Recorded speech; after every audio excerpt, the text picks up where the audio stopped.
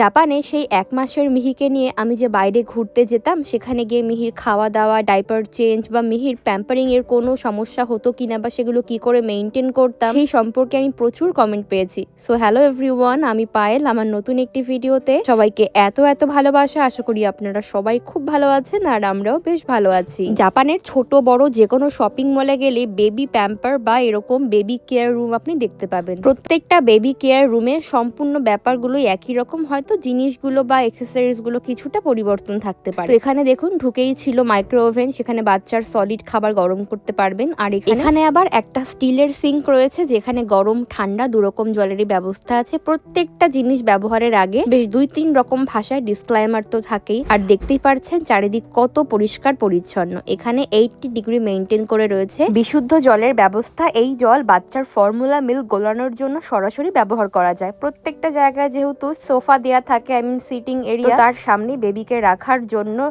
Baby rest চেয়ারও থাকে। এখানকার ফ্লোর দেখুন কত ঝা চকচকে পরিষ্কার পরিচ্ছন্ন। প্রত্যেক কাস্টমার এটা ইউজ করার পর সবকিছু আবার পুনরায় সুন্দরভাবে গুছিয়ে রেখে যান। তাই তো এত সুন্দর সবকিছু মেইনটেইন রয়েছে।